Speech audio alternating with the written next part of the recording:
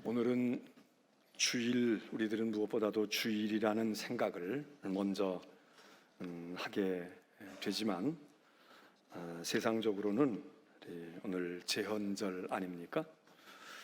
금년이 74주년 되는 제헌절입니다. 제헌절이 무엇인지는 여러분들이 다 아시겠는데 우리가 1945년도 8월 15일 해방이 되었고 자유와 독립을 얻었는데 나라가 정부가 수립이 된 것은 그로부터 만 3년이 지난 1948년도 8월 15일 비로소 대한민국이라는 나라가 제대로 형성이 된 것, 바로 그것이 3년 뒤의 일입니다. 그러면 해방이 되면 대한민국이 그냥 되는 거지, 뭘 정부 수립을 48년도 8월 15일 만 3년이 걸려서 됐나? 또 요즘에 어떤 사람들은 아유 그때가 아니야, 해방되기 전부터 우리는 말이야 저 임시정부가 상해에 있었잖아, 그러니까 상하이에 있었던 임시정부 때부터 우리는 대한민국이 있었던 거라고 뭐 이렇게 더 소급해서 얘기하는 분들도 있는 줄 알고 있는데, 그러나 지금껏 주류는 어쨌든 우리가 48년도 정부가 수립이 돼서 그때부터 대한민국 정부가 나라를 이끌어가는 그런 역사적인 기점이 되지 않았습니까? 왜 3년의 텀이 있을까요? 왜 이런 간격이 있을까요? 독립하고 해방됐으면 그냥 대한민국 하면 되지. 왜 오늘 제헌절을 우리가 왜 지킬까요? 헌법을 제정한 날, 아니 제정했다기보다는 제정했어요. 그리고 공포한 날이 오늘 아닙니까? 헌법을 만들기는 벌써 만들었지. 그런데 백성들에게, 국민들에게 알리고 이게 이제 대한민국의 모법이고 근간이 되는 법입니다, 이걸 우리에게 알려준 게 7월 17일이라는 거예요. 48년도 7월 17일. 그리고 그날은 물론 헌법을 만들었기 때문에 이제 다 완성이 됐어요.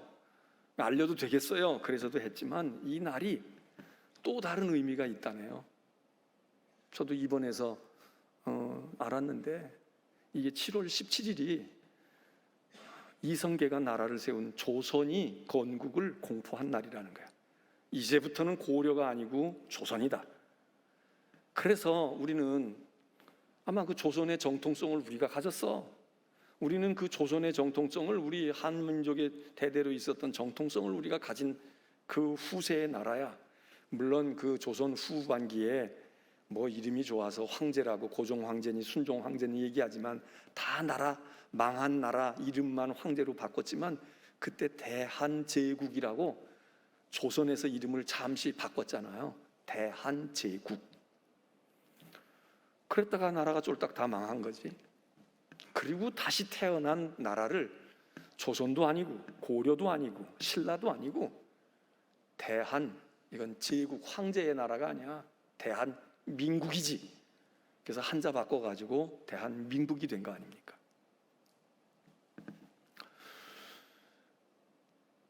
나라는 어떻게 시작이 될까요? 대한민국은 어떻게 시작이 됐을까? 뭐 단군부터 시작해가지고 반만년 역사를 얘기할 수도 있습니다. 아예 이러니 저러니도 조선이야, 우리는 조선이지, 그러니까 북조선 남조선 있잖아, 뭐 이렇게 생각할 수도 있겠죠. 근데 나라는 법이 중요합니다. 그래서 독립되고 대통령을 먼저 세운 게 아니고 국회의원을 먼저 뽑았잖아요.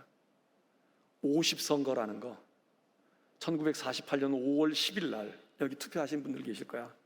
그때 5월 독립하고 처음으로 우리 주권을 행사한, 뭐 조선시대에도 이런 건 없었으니까 우리 반만년의 역사를 자랑하지만 반만년 역사에 제대로 한번 투표해 본 거, 그게 50총선이라는 거 아닙니까? 그리고 그때 국회의원 198명을 뽑았대. 200명 뽑으려고 하다가 제주도에서 문제가 생겨가지고 거기 두 자리 그 국회의원은 못 뽑고 나머지 198명, 이 본 반도에 있는 남쪽에 198명을 뽑고 국회를 먼저 결성한 거 아닙니까? 그게 제헌국회지요. 일대 국회, 그리고 입법국회, 법 중에 제일로 중요한 헌법을 만든 국회, 그래서 재헌국회, 입법국회 이런 이름을 붙이면서, 그래서 그분들이 그 뽑힌 198명이 얼마 동안 헌법의 작업을 했다는 거예요. 그래서 그 국회가 만든 것을, 그걸 헌법으로 공포한 날이 7월 17일이고, 그리고 그 헌법이 만들어진 걸 근거로 해서 대통령을 뽑은 거 아닙니까? 이승만 대통령을 뽑은 거 아니에요. 대통령은 맨 마지막에 뽑혔습니다. 대통령을 뽑고 나라를 무슨 지자체를 할 거냐, 연방제를 할 거냐, 이게 결정된 게 아니고, 법을 먼저 만들고, 그 법을 만들려니까 국회의원이 필요했고, 국회의원을 뽑고 너희들이 법을 만들어 봐. 그리고 법 중에도 무슨 여러 가지 상법, 민법, 형법 많이 있겠지만 그런 법보다도 말이야, 헌법을 만들어야 돼. 나라의 근간이 되어지는 골격을 세우는, 구조를 세우고, 이게 큰 골격을 세우는 큰 중요한 법을 만들어, 헌법을 만들라. 그래서 그 헌법을 만들고, 그리고 그걸 백성들에게 알리고, 그리고 그것에 의해서 대통령을 뽑고, 대통령이 정부 강요를 세워서 조각을 하고, 그리고 비로소 대한민국이라는 정부가, 나라가 출범을 한 거 아닙니까? 우리나라의 시작을 어디서 보느냐, 보는 관점에 따라 다르겠지만, 이렇게 법의 관점에서 보면 지금과 같은 스토리가 그렇게 된 지 지금 74년째 재헌절을 맞았습니다. 제가 왜 이 얘기를 했을까요? 목사가 오늘 재헌절인데 무슨 자기가 국회의원이야, 무슨 인천시장이야, 착각을 하는구나 그럴지 모르시지만, 지난 주일날 저는 아브라함을 이야기하고, 아브라함이 이스라엘의 조상이지만 우리의 조상도 된다, 믿음의 조상이 된다, 다 아는 얘기지만 그 얘기를 했습니다. 이스라엘은 아브라함으로부터 시작이 됐다. 모든 사람이 죄악을 범했고, 죄를 범한 사람이 하나님이 홍수로 심판도 해보고 에덴 동산에서 내쫓아보기도 하고 막 그랬지만, 인간들이 정신 차리고 개화천선하는 게 아니라 아주 조직적으로 죄를 지어 홍수로 심판을 해. 그러면 우리가 높은 탑을 쌓아가지고 말이야, 송도에 있는 아주 높은 빌딩들처럼 그런 아파트에 가서 살면 말이야, 바닷물이 넘치고 해일이 들어와도 우리는 괜찮지. 그리고 바벨탑까지 쌓고 하나님께 조직적으로 항거하는 걸 보시고, 하나님이 그걸 다 흐트러 놓으시는 언어의 혼란을 가져오게 해서, 그렇게 모든 사람이 이제 말도 안 통하니까 통하는 사람들끼리 여기가 살고 저기가 살고, 그래서 인류가 흩어졌다는 거 아니에요. 그게 성경의 이야기입니다. 핵폭탄이 떨어져서 흐트러진 게 아니고, 먹을 거 찾아서 간 게 아니고, 말 안 통해가지고 말 안 통하는 놈들하고는 같이 못 살겠어. 통하는 사람이 있거든. 그래서 언어가, 여러 개의 언어가 생겼다는 거예요. 성경적인 이해입니다. 그리고 그게 하나님께 대한 도전이었죠. 우리는 우리식대로 살 거야. 홍수를 만들든지 바벨탑 못 쌓게 하면 말이야, 바벨탑은 못 쌓아도 우리는 우리식대로 산다고. 그래서 한반도까지 와서 산 거 아니에요. 그래서 아브라함의 뿌리로 볼 수 있습니다. 아브라함이 이스라엘의 시작이다. 그러는 중에 하나님이 아브라함 한 사람을 택하고, 내가 이제 모든 사람을 구원하고 그러는 게 아니라 내가 한 사람을 택해서 그 사람을 통하여 모든 민족이 구원을 얻게 할 거야. 이게 하나님의 구속사의 전환점이신 거죠. 하나님이 인류 구원의 전략을 수정하신 거예요. 그래서 창세기 11장과 12장을 나눌 수도 있겠다, 그런 말씀을 드리면서 아브라함 얘기를 했어요. 그러면 오늘 우리는 한번 생각해 보세요. 우리 대한민국은 어디서부터 시작입니까? 언제부터 우리는 대한민국의 시작이고 우리는 한국일까요? 단군부터입니까? 아니면 이성계 태조부터입니까? 오늘 우리 나라가 시작된 건 헌법이 제정됨으로 가능했다고 말씀을 드렸습니다. 헌법에 근거해서 정부 조각을 하고 대통령을 뽑고, 그리고 자유민주주의의 이념을 가지고, 그리고 그 토대 위에, 그러니까 헌법이라는 건 건물을 지을 때 설계와 같아, 설계 도면과 같아. 그 설계도에 의해서 대한민국이라는 나라를 건축해 놓은 겁니다. 이스라엘은 어떠냐? 아브라함부터 시작이지만, 아브라함이다 그렇게 얘기할 수 있지만 아브라함은 하나였어요. 이스라엘은 아브라함하고 관계가 없어. 이름은 적어도 명칭으로 볼 땐. 그럼 이스라엘은 어디서부터 유래입니까? 야곱부터 유래하잖아요. 야곱이 야복강에서 주의 사자와 씨름하다가 주의 사자가 시간이 돼도 내가 가야 되는데 이놈이 이렇게 붙들고 있어, 끈질긴 놈인데, 그리고 그냥 내리쳐가지고 급소를 찔러서 다리를 절게 만들어도 놓지 않으니까 아이고 내가 졌다 내가 졌어, 너한테는 못 당해내겠다. 너 근데 이름이 야곱이 뭐냐? 넌 이놈아 야곱이 아니네. 야곱은 발뒤꿈치 붙들고 나온 자라는 뜻 아니에요. 그러니까 인생에 그냥 보잘것없는 존재야. 남의 발뒤꿈치나 붙들고 속이기나 하고 사기나 쳐먹고 예배당까지 와가지고도 남의 하나님께 드리려고 한 걸 지가 채가면 그게 어떻게 되겠어요? 그냥 도둑질도 아니야. 이거 하나님께 드리려고 가지고 온 걸 이걸 자기가 채가, 이거 등골이 오싹할 일인데 이 짓을 한단 말이에요. 예? 그런데 하나님께서 이렇게 하나님의 백성들을 세우시고 이렇게 하실 때 이스라엘이, 야 야곱아 너는 말이야 발뒤꿈치 붙들고 남 빌붙어 가지고 살 녀석이 아니야. 남 사기치고 속일 녀석이 아니라고. 넌 이놈아 나도 이겼어. 하나님도 이길 존재네. 지독한 놈이네. 대단한 놈이네. 넌 말이야 야곱이 아니고 너는 이스라엘이야. 그리고 항복하고 그리고 축복해 주었다는 거 아니야. 그래서야 야곱이 손을 놓아서 주의 사자가 갔다. 성경이 이야기하는 우리의 신앙적인 얘기죠. 이스라엘은 야곱과 관계가 있지 아브라함과 관계가 있지 않아요. 아브라함이 언제 하나님이 이스라엘이라고 해서 복의 근원이 된다고는 했지만 그 이스라엘은 야곱부터예요. 그렇게 보면 야곱부터 생각해야 돼. 근데 성경을 보면은 야곱이 말이죠, 성경 자세히 보세요. 28장에 지금 이런 이름을 얻습니다. 그런데 맨 마지막 야곱이 죽을 때까지 그러면 나는 이제 야곱이라고 하지 않고 이스라엘이라고 부르라고 하나님이 사자가 그랬으니까 난 이스라엘이야 이러고 했느냐? 야곱 자신도 이스라엘이라는 말을 별로 많이 하지 않고 다른 사람들도 이 사람이 이스라엘이야 이렇게 얘기하잖아. 계속 야곱이에요. 야곱이 애굽으로 내려갔다, 야곱이 이랬다 계속. 저는 잘 모르겠어 왜 그랬나. 하나님의 사자가 너는 이제 야곱이라고 부르지 않냐고, 내 이름이 이스라엘로 불릴 거다 그랬는데 왜 나는 야곱이에요? 아니에요 나는 이스라엘이에요 이래야 되는데 왜 야곱 자신도 그거를 많이 강조하지 않고 주변에 있는 사람도 이스라엘이라고 안 불렀나 몰라. 창세기 후반부가 계속 야곱인 거예요. 계속 야곱이야. 그리고 이스라엘은 야곱의 12아들들이니까 그래서 12지파가 야곱의 12아들들을 통해서 만들어지잖아요. 그러면 이게 야곱의 아들들과 관계가 있어. 12지파가 이스라엘이 되니까. 그런데 그때도 이스라엘이 아직 완전히 안 됐다 이거예요. 이스라엘 백성이라고 하는 생각을 가진 건 애굽 땅에서 그 후에 세월이 흘러서 70명이 들어가서 퍼져가지고 400년 동안 수십만 명 또는 200만 명 넘는 사람이 됐는지도 모르겠는데 그때 이스라엘 민족이 형성이 됐다. 그때 이스라엘 민족이 됐다. 그래서 출애굽기 가서 보면 이스라엘 이야기가 이제 출애굽기에서 많이 나와요. 근데 사실 그 노예로 있을 때 이스라엘이었을까? 출애굽기 2장에 보면은 1장에 보면 하나님께서 히브리 백성들의 고통을 들으시는 거예요. 그때 히브리, 히브리라고 많이 불렸어. 히브리 사람. 그냥 어중이 떠중이 몰려 있었던 그냥 떠돌이 민족, 그냥 집시 백성, 집시들 이런 것처럼. 그럼 이스라엘이라는 게 언제부터 이스라엘의 정체성을 가졌을까? 그거는 유월절과 홍해도하라는 거야.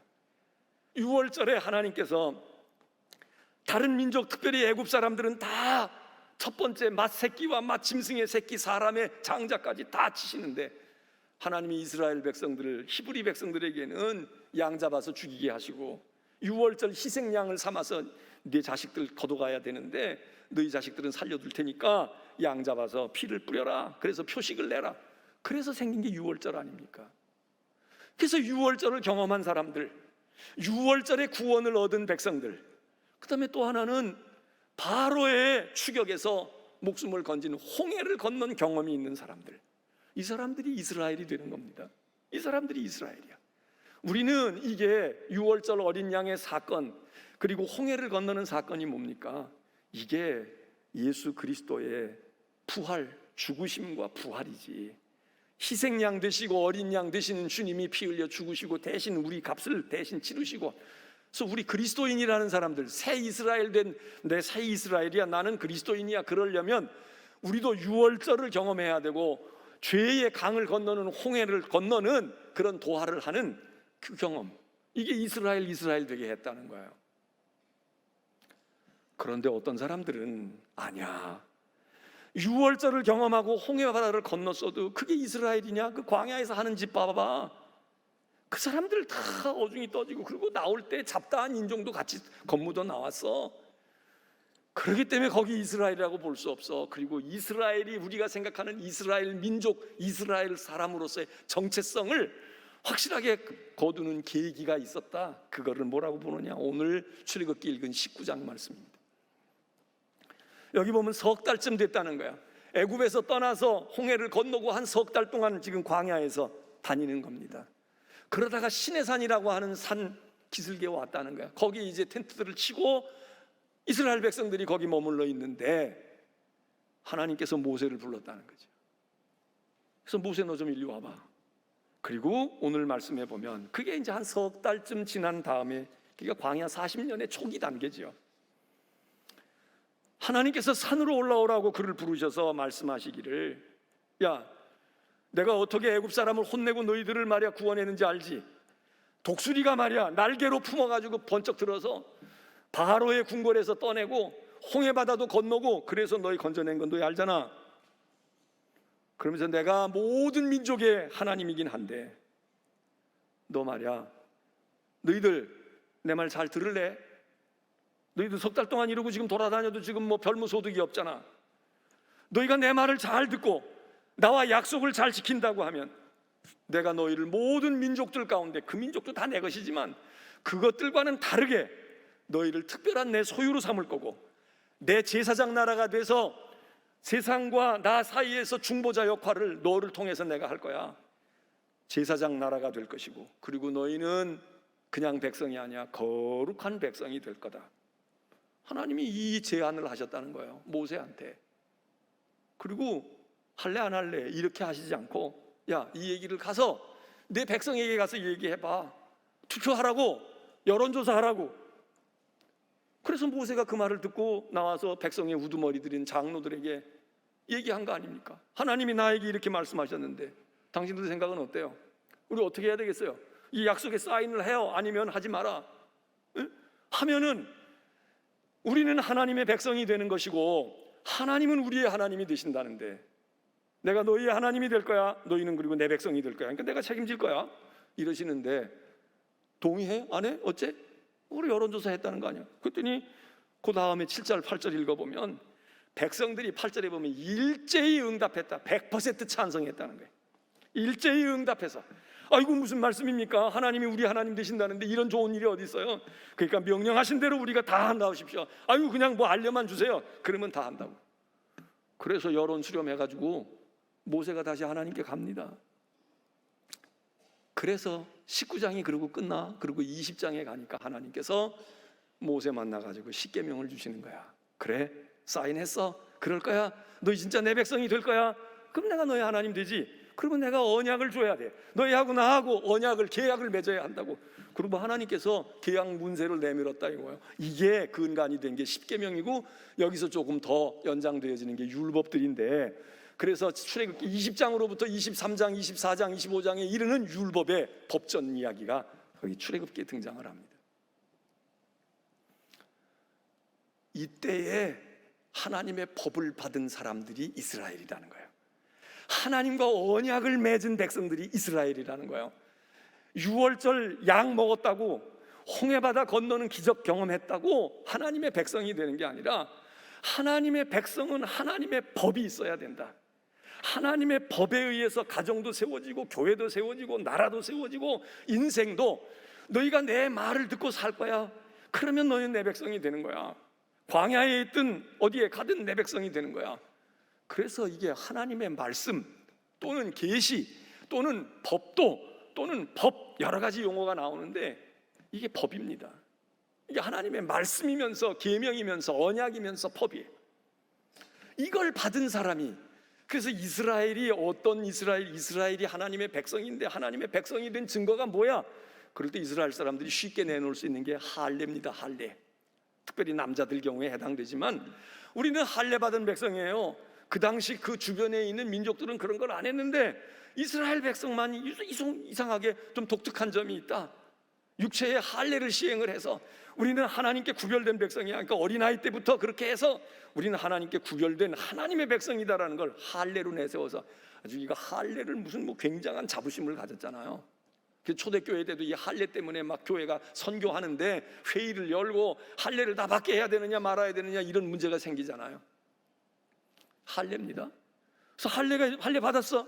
그러면 유대인이야, 이스라엘이야. 이렇게 말할 수 있는데 성경에 그거 소용없다. 육체의 할례가 할례냐? 마음의 할례를 받아야 할례지. 이런 얘기를 신약에서는 말씀하고 있잖아요.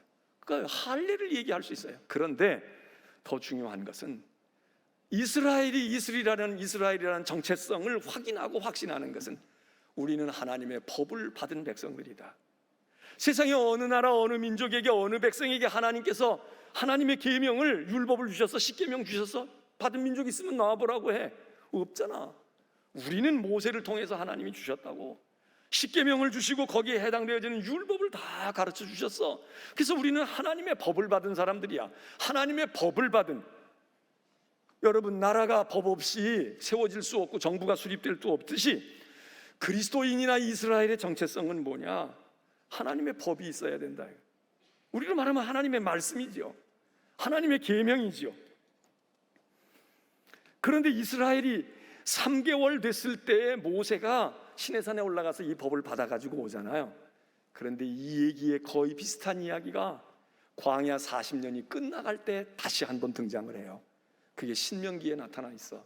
그래서 신명기를 다시 주신 계명, 그게 신명기입니다. 신이 주었다 또는 새로 주었다 그런 얘기가 아니야. 신명기는 듀트로노미, 이거는 두 번째 나미, 노모스라고 하는 율법 계명인데 두 번째 율법, 두 번째 주신 계명.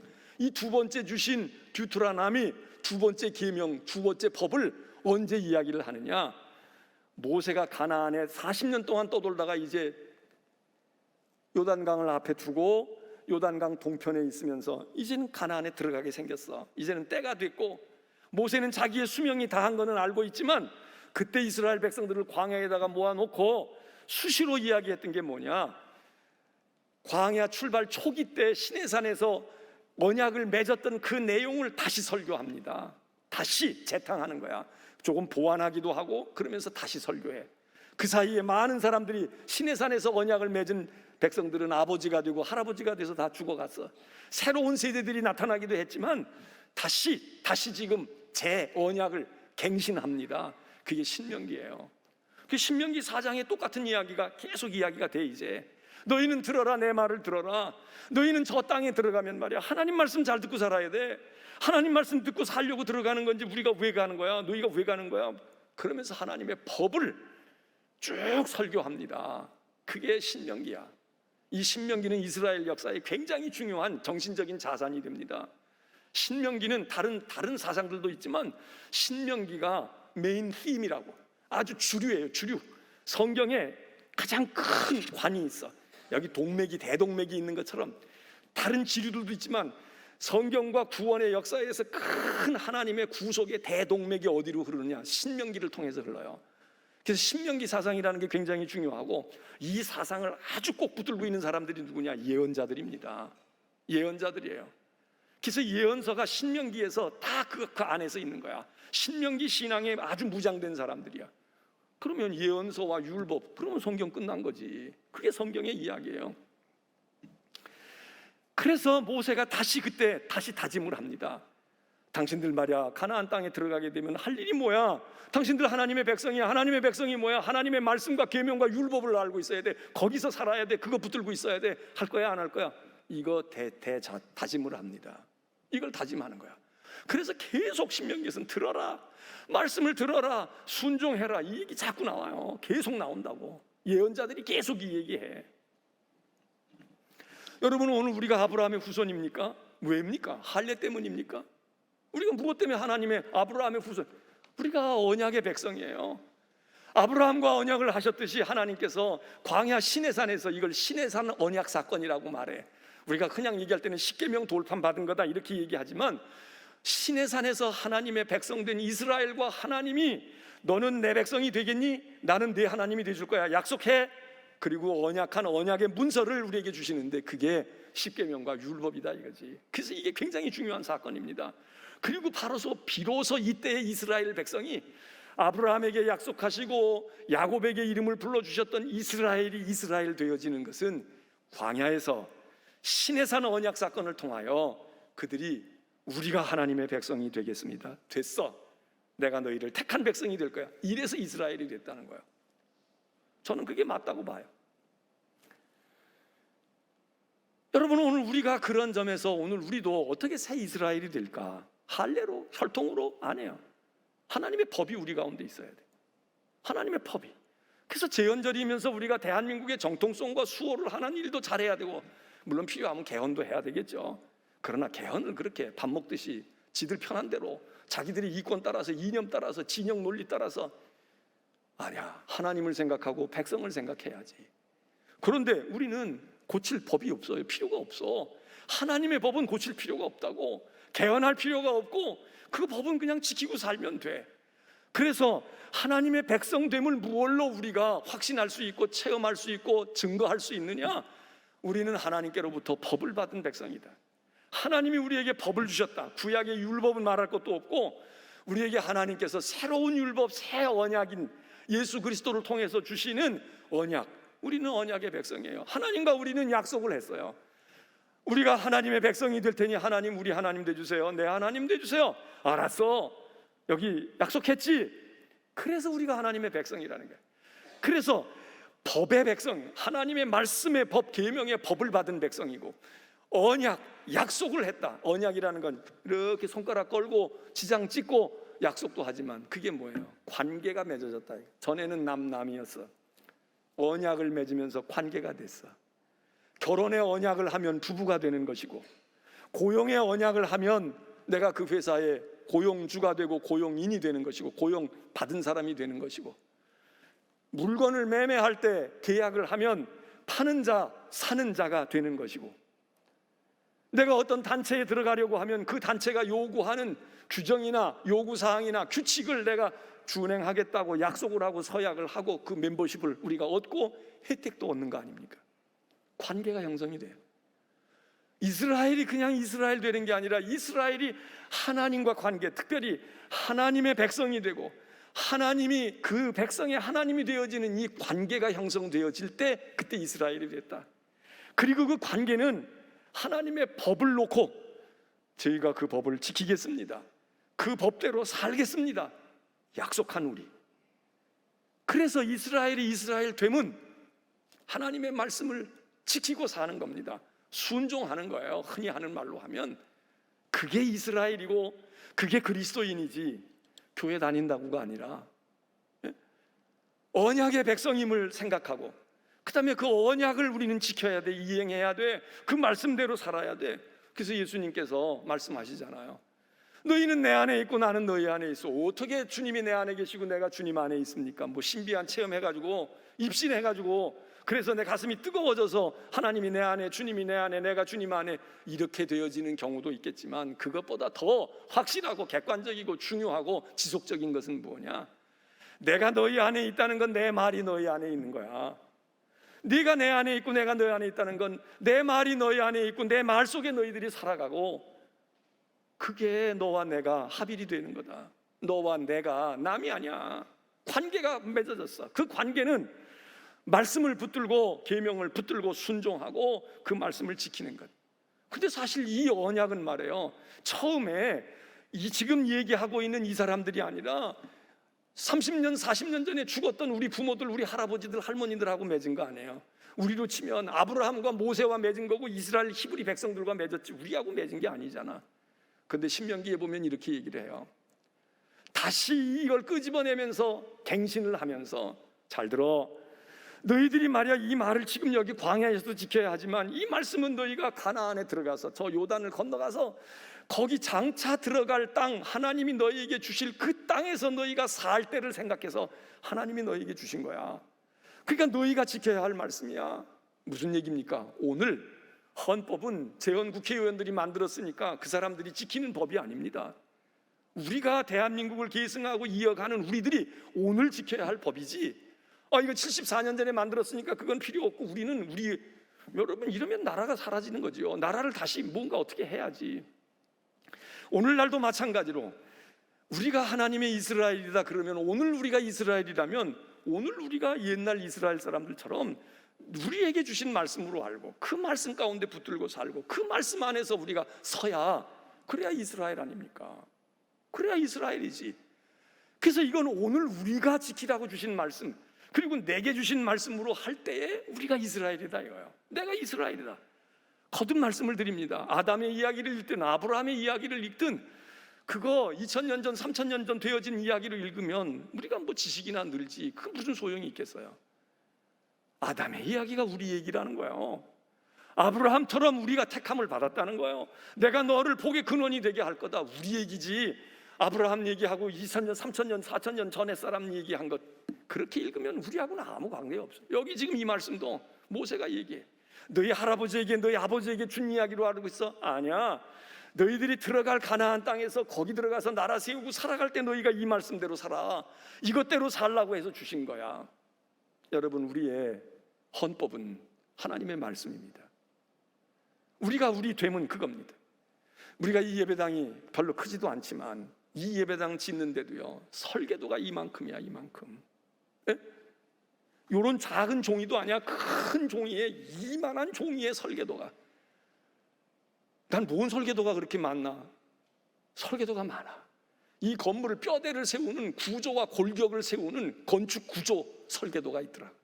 기둥이 어디가 박히는지, 어떻게 해야 지진을 방지할 수 있는지, 어떻게 해야 땅속에 보이진 않지만 그놈이 든든히 기반을 잡아주는지. 여러분, 기둥도 이게 다 똑같은 기둥 같아도 이거 왜 이렇게 기둥이 나왔겠어요? 이거 보기 싫어. 이거 잘라버리면 좋잖아. 자르면 큰일 나. 왜냐하면 이놈이 힘받는 기둥이야. 근데 이런 기둥이 저 속에는 없겠어요? 저 속에 있어. 어떤 기둥은 없어도 돼. 허물어 버려도 돼. 여기다가 기둥 세울 수도 있어. 이 기둥은 없어도 돼. 왜? 이게 이 건물을 지탱하지 않아. 근데 편의상 칸을 막아야 되고 뭘 어떻게 층을 매달아야 되니까 편의상 만든 기둥과 지금 이렇게 노출되어 있는 이 큰 기둥들은 이거는 자르면 안 된다 이거야. 이거는 옮기기도 어렵다 이거야. 이거로 옮기면 건물이 다 망가지거나 새로운 형태가 돼야 돼. 여러분, 하나님의 말씀은 바로 우리들에게 이런 법이 주어진 겁니다. 근데 이런 건물 설계도를 가지고 건축하는 게 쉽겠어요? 아니면 그냥 여러분들이 머릿속에 그냥 스케치 하듯이 해서 하면은, 스케치는 많이 해서 나오겠지. 근데 집을 지을 수 있겠어요? 아까도 말씀드렸지만 이런 구조 건축 도면만 있지 않아. 여기 이 전등 박혀 있는 것도 다 도면에 나와 있어. 우리가 볼 줄 몰라서 그렇지. 하다못해 지금 얘기했잖아요. CCTV 카메라도 다 박혀 있다니까. 그 자리에 달아라. 요 자리에 있어. 거기다 다 달지. 그냥 보기 좋은 데다가 달고 이거 있으니까 치워버려, 이렇게 할 수 없어요. 거기 있어야 되는 이유가 다 있어. 이게 어디까지 커버하고 이게 어디까지 커버하고, 그래서 사각지대가 안 나와야 되고, 이 마이크 하나도 뭐 그냥 마음대로 붙지가 않아. 이런 게 치밀하게 설계도로 다 들어있어요. 그걸 놓고 짓는 사람들은 거기에 따라서 지으면 돼. 이것도 쉽지가 않아. 근데 아무것도 없어. 집 지어주세요. 질 것 같아요? 못 지어. 인생도 나라도 법이 없이 인생을 살고 가정을 이루고 나라를 이루는 제대로 될까요? 근데 다행히 하나님이 우리에게 이걸 주신 거야. 이 설계도 아무데나 안 줘요. 이게 중요한 거야. 여기 다 들어있어. 이거 가지면 할 수 있어. 하나님이 우리에게, 언약의 백성들에게 이 설계도를 주셨어. 이게 우리가 지킬 무거운 법이라고 생각하는 게 아니라 우리에게 하나님이 가르쳐 주신 지혜예요. 지혜. 어디 가면 위험해, 어디 가면 어떻게, 겨울에는 이렇게 해야 돼, 저렇게, 거기 다 들어있어. 그래서 이 법을 가지고 이 법을 따라 지키면 안전하고, 그래서 성경이 자꾸 얘기하잖아요. 이 법을 지켜라. 이 법을 그대로 순종해. 그러면 너희가 살 거야. 죽을 것 같아도 살아. 그리고 너희가 복이 될 것이고, 너희가 장수할 것이고, 너희가 번성할 것이고, 이런 얘기를 많이 하잖아요. 근데 이거 없이 해봐. 좌충우돌해. 이런 경험하고 저기 부딪히고 깨지고 말이에요. 뒤로 갔다 앞으로 갔다. 인생도 망가지고 나라도 법이 없으면 나라도 제 꼴이 아니야. 그러니까 법부터 만드는 것 같아. 그게 원칙이잖아요. 오늘 제헌절 74주년이라는데 여러분, 하나님이 우리에게 법을 주셨어. 그리고 우리가 그 법을 사인했어. 제가 그대로 해볼 겁니다. 가르쳐 주셔서 감사합니다. 제가 이걸 만들려면 아이고 건축학과 나와야 되고요, 뭐 그림 그리고 뭐 해야 되는데 이거 주셔서 감사합니다. 하나님 비밀을 알려주시고 가르쳐 주시니 오늘 우리가 하나님께 감사해야 되고요. 그리고 이 하나님의 법은 그렇게 가감하고 그럴 필요가 없지만 세상의 법은 손질해야지, 고쳐야지. 그런데 어제 퀴어 축제라는 거 들어보셨지? 서울 광화문 광장에서. 근데 그 방송이나 이런 언론에서 자꾸 얘기가 몇만 명이 모였다 이 얘기보다도 외국 대사들이 그렇게 참여했대. 근데 그 대사가 무슨 아프리카 이름 없는 나라가 아니고 우리가 보기에 다 선진국이라고 생각하는 나라들을 자꾸 거명을 해요. 미국 대사가 얘기하는 거 수도 없이 보여주더라고. 요점은 그거지. 대한민국이 이렇게 선진국가가 됐는데 딴 건 다 선진국가가 됐다. 경제도 정치도 말이야, 국방도, 야, 뭐 학문도 예술도 말이야, 음악도 다. 그런데 왜 이 문제에 있어서는 이렇게 후진국 같으냐? 그 얘기 아닙니까? 그러니까 우리 일깨워주는 거야. 이제 눈 떠야 돼. 이제는 선진국 다 와야 돼. 우리 뉴질랜드 다 와야 되고 미국 다 와야 된다고. 우리처럼 성소수자를 배려해야 된다고. 성소수자를 배려하는 데까지는 저도 그거는 동의해요. 근데 그 성소수자의 문제만이 아니라 그 속에 담겨져 있는 차별을 공정하게 해야 된다는 그 차별 속에 우리가 고려할 수 없는 부분들이 없냐고. 그냥 모든 사람이 인권을 존중하고 모든 사람을 우리가 배려하고 너무 그렇게 하면 안 돼요. 생각이 다르다고. 저는 거기까지는 오케이야. 그런데 그 세부 사항을 들여다보자고. 그게 성소수자의 문제인 것인지, 동성애의 문제인 것인지, 아니면 성의 문란인 것인지, 아니면 우리가 신앙적으로 하나님의 법인 이 법에 근거해서 볼 때 이거는 조금 제고해야 돼, 이거는 안 돼, 그런 것인지. 여러분, 미국이 그렇게 선진국가고 뉴질랜드가 선진국가인 거 우리가 알아요. 그러면 선진국가는 우리가 다 본받아야 돼? 미국에서 지금 얼마나 많은 사람들이 죽어가는지 알지요? 우크라이나전에 참여해서가 아니라, 시리아에 참여해서가 아니라 저희들끼리 총질하잖아. 총기 규제를 지금 못하잖아. 총기 규제하지 않는 법을 만들어 놨기 때문에 지금 총기 규제법을 만들래도 너무 힘들어. 어떤 사람은 해야 된다고 그러고 어떤 사람은 무슨 소리야, 우리는 이거 가지고 한 거야, 서부 개척 시대부터 총 뽑고 이렇게 살았는데 뭐 자유야. 자유를 지키기 위해서 총이 있는 거지. 그 총을 빼앗기면 우리의 목숨도 빼앗기는데 뭐 이러고 논리를 전개하잖아. 근데 우리는 이해가 안 되잖아. 그럼 우리가 그걸 따라가야 되겠어? 선진법이니까 따라가야 되냐고. 그럼 우리도 총기 규제 다 풀어. 그러면 더 안전할까요? 총 한 자루씩 갖다 놓으면 우리 목숨이 더 안전할까? 우리 총 하나 없고 유사 실탄도 없어도 우리 잘 살고 있잖아. 무슨 소리를 하는 거예요? 선진국의 법을 다 따라야 돼. 우리는 선진국의 법을 따르는 게 아니에요. 하나님의 법인 컨스티튜트, 여기 이 근본, 구조, 골격, 뼈대 여기 들어가 있어. 이거에 합당한지 아닌지 가져와봐. 검사해 보는 게 중요한 거예요. 그렇잖아요. 오늘 우리들이 제헌절을 맞으면서 호헌을 해도 좋고 개헌을 해도 좋습니다. 많은 헌법이 우리나라의 골격이라면 우리의 근본 뼈대는 어디 있느냐? 정치, 경제, 사회, 문화, 교육 모든 것에 가져와봐. 헌법조차도 가져와봐. 여기 합당하냐? 우리는 그러고 싶은 거야. 그런 심정인 거예요. 미국 교회들도 지금 난리예요. 남북전쟁 때 교회들이 쫙쫙 갈라졌거든. 왜? 남북 지지하는 거에 따라서.